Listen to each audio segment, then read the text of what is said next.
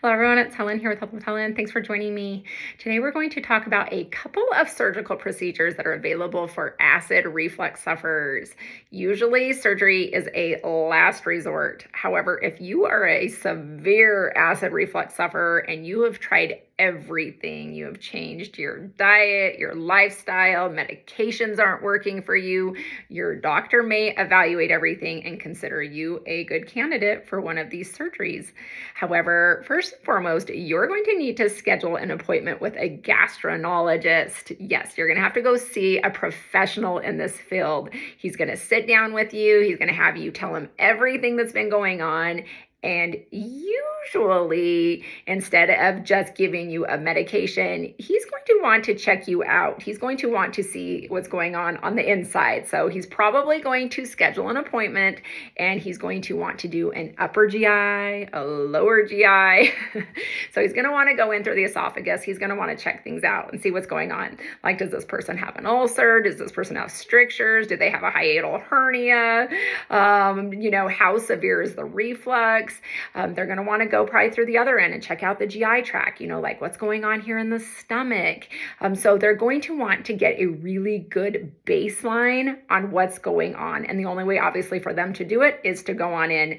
Guys, this is super simple. Usually they just give you like a twilight anesthesia. You're only under for a matter of minutes. Genuinely, it's like 15, 20 minutes, 30 minutes. Unless, of course, they have to repair something or do something. It may be a little longer, but genuinely, you are out and you are up. It's fast.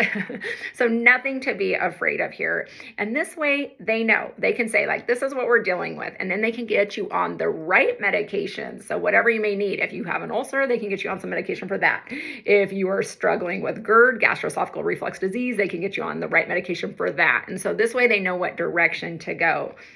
Now you've got a little bit of a period of time where they're going to see, okay, what are these medications doing for this patient? They're going to want to see, okay, is this working for them or is this not working for them? They may even do a little follow-up with you. Say that the medications are working, great. They'll tell you how long you're supposed to be on it. You'll move forward. Hopefully you'll be good. If they're not working for you, obviously the doctor's going to fudge around a little bit. This is where they're going to probably increase some of your doses, maybe add on a few other things, see if those don't help. And so now you're probably looking at about a 3 to 6 month span to see, like, okay, what's going on here? This person's changed their lifestyle. They've changed their diet. Now they're on medication. Hopefully all of that's working. And if it's not working, now they may start looking into other things, going into other directions to see, okay, what can we do for them to get them to feeling better? My process was almost a 4-year process. It was 4 years, maybe even a little longer before I was able to have my anti-reflux surgery. And so they're going to need to do a lot of procedures to make sure that you would be a good candidate for this acid reflux surgery. So first and foremost, after you have been to the GI doctor, you've had those, your upper GI, your lower GI, you've tried some medications. Now they're going to probably start sending you in a different direction. They're going to say, like, okay, is this person maybe having some problems with their emptying? So they may order for you to have a gastric emptying study. I made a video on that. Please check it out. But they may want to see, like, okay, are they digesting their food good? Is it emptying slow? Are liquids emptying slow out of their stomach? And so they're going to want to check out some other things here. Like, okay, maybe we're not just dealing with this. Let's see if we're dealing with this. So that's probably one test they may want to do. Then they're going to probably, if they're considering maybe having surgery, they're going to want to do a Bravo study. And so that could be a 24-hour study, a 48-hour study. I've also done a video on that. Please go check it out. But what they're going to do is they're going to go back in while you're sleeping and they're going to put a little chip on your esophagus and then they're going to check you for about 24 hours, 48 hours, and they're going to see when the acid reflux comes up. And then you're going to press this little device, ding, ding, ding, ding, when you're having acid reflux. And then you just keep a little tally of, okay, I ate at this time, I slept at this time, this is when I felt like I had acid reflux. Overall, guys, it's really simple. And then that little monitor is supposed to just slough off. And there it goes, down the track it goes. Hopefully, you hope it'll go that way. It doesn't always. And so they're going to maybe want to do a Bravo study. That was one of the last tests I had prior to having my major surgery, which I ended up having the fundoplication surgery. I'll talk about that here in a second. They're probably going to need to do an esophageal manometry. I made a video on that, so check it out. And what they do is they take this nice little tube that has beads, and they thread it through your nose, down your throat, and you are awake. I don't want to scare you guys, but you are awake for this one.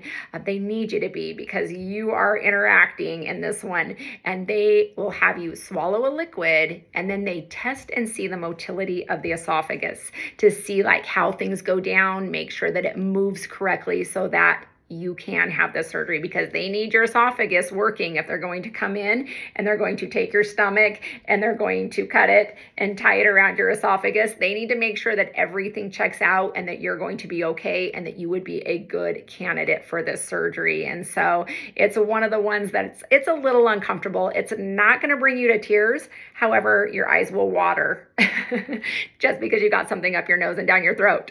And so it's just part of it. And it lasts about maybe 30 minutes. So it's a procedure, but it's part of it. And if you have such severe reflux, you're just going to want to do it anyways. You're going to be like, just whatever I have to do, let's do it. Okay, so you've done some of these procedures. Now the doctor's thinking that you might be a good candidate.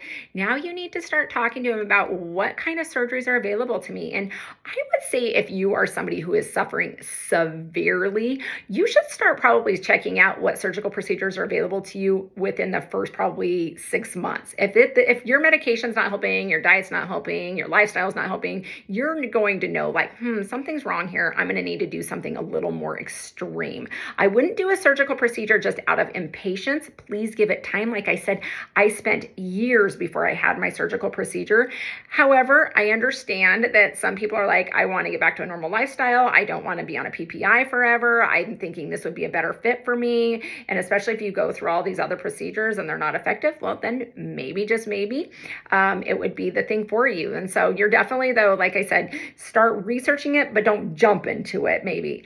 So you're going to check out what would be a good surgical procedure for you. Well, one of the ones that is not a very invasive surgery. So this is one of the ones where it's not going to change up the anatomy for you. And it's one of the first ones that I looked into that I wish early on I could have potentially gotten, but I didn't. It's called the LINX. And so you're going to want to research that. I believe it's LINX. So LINX anti-reflux surgery. Okay, so this one right here is what they do is they take a little device. Of course, they're going to have to go in to insert it, but it's about the size of a quarter. And it's metal. And what they're going to do is they're going to bring that obviously down on the esophagus, probably right by the stomach, the esophagus and the stomach, and they're going to place it there. And so it's kind of like this little beaded thing, and it's tight. And so what it's going to do, it's not going to allow the acid to come up as frequently, right? It's going to help with that. However, they're not going to have to cut. They're not going to have to staple. They're not going to have to use mesh or wrap. All they're going to do is use this little device. It's tight, hoping that the reflux will not continue to come up. Okay, does it work? I heard it's effective. Is it as effective as a fundoplication surgery? I've heard it's not. So you'll want to do your research. However, it's a first line surgery, I consider. Now, when they talk about anti-reflux surgery, I'm going to call the Nissen the golden star, right? It's the standard of reflux surgeries because that's the one that doctors typically do, and that one is the most effective. And so I believe the LINX is probably for severe acid reflux sufferers, but maybe you're not quite there to where you need a Nissen yet. So it would definitely be a good place to start if a surgical procedure is something that you're thinking about doing. So talk to your doctor about it, do some research. However, for me, I ended up getting past the point where I was even able to have that. So over a 4-year span, I was getting procedure after procedure after procedure, scope after scope, doing all of these different things. And so by the time that I made it down to Colorado, because I was still going around in a circle here where I live, they're like, what took you so long? What? And so they're like, no, even if we wanted to do something less invasive, we couldn't. Now we have to do the Nissen. And so I was just like, oh, that was frustrating. That's why I'm saying maybe early on, start researching it and just kind of be your own advocate. If you hit a point or roadblock where you're just kind of like, this isn't going in the direction I want and I need something different, then you just start taking action and doing it and getting a hold of the right doctors. I know that if I was going to have that LINX surgery, they obviously don't perform it in the state where I'm at. I would have had to travel. I know a lot of states do it. I believe I was going to have to, at that time though, travel to California. And mean, granted, that was like years ago. That was probably in like 2013-ish, 2012, 2013. I was going to have to travel to California, but I know a lot of states do it. So you would want to do your research. I had to travel out of state to have my fundoplication surgery as well. So and not every state probably does that either. So you're just going to have to do your research. Okay, the fundoplication surgery, as I said, it is a real deal surgery. It's real deal. However, it is very, very effective, especially when it comes to severe reflux. My dad had it, and it was successful for him for over a 20-year span. It did start to loosen because in time it can loosen. So, the reflux will start coming up a little bit. It does sound like you can get a revision surgery, but it sounds like the revision surgery is just as major as the first time. You would think it wouldn't be, right? Because you're like, wait a minute, you went and you cut and you wrapped and you did everything. You would think it would just be a matter of going in and tightening things up, but it doesn't sound like that's the case. It sounds like you'd be having another major surgery. So you have to obviously know that there's going to be risks involved. One thing with this particular surgery, if you were getting a fundoplication surgery, you no longer get to vomit. Like if you get the flu, you no longer get to throw up. You will never throw up. And in fact, if you do, it could be severe. It could, one, rip your wrap, and it could almost be deadly. It could be deadly. And so that was one of the things that I was told early on, like, you are going to have to carry this anti-nausea medicine with you for the rest of your life. It will be with you in your purse, in your bag, wherever you go. You will need to have this on you. And if you start feeling nauseous for whatever reason, you need to make sure that you take one of these pills immediately. And so that is like a little thing that goes with you everywhere. You rip that wrap. In fact, he gave me a good warning about it. He says, this rips, you will be life flighted. You will be life flighted back into Colorado where I had my surgery. It will be a life or death type thing. And so it's very serious. However, you just pray that that never happens. And, I had my surgery in 2015. We're in 2023. And thank you, Jesus. I have not had to obviously be life flighted or been in a situation where it was dangerous for me. And so, my surgery right out of the gate, it was tough for me. So the things that you read online are real deal. Sometimes I'm like, oh, those naysayers on there, trying to scare everybody. And this is one of the ones, though, that is just like, okay, the things that I read came to be pretty much true as far as the recovery period and as far as the healing and what to expect. And so you just have to prepare yourself. But again, I believe in the power of prayer. I believe you know your body. I believe you know what's best for you. And so you just have to go into it with that mindset. And if you are like struggling so horribly, it really won't probably even be a second thought. You'll be like, I'll do anything to feel better. And that's really where I was at. I was so sick. I had tried everything. I had exhausted all my options. Really, there was no other choice for me. I was getting acid reflux bronchitis, pneumonia. I had raw throat all the time. My ears were plugged with reflux. I was down to nothing weight-wise. I mean, I was so sick. So it was just kind of like, it was like, okay, this or that. I had to outweigh the risks, the pros and the cons. And so if you are in that situation, then this surgery probably is a really good fit for you because it has been so beneficial to me, regardless of the tough start at the beginning.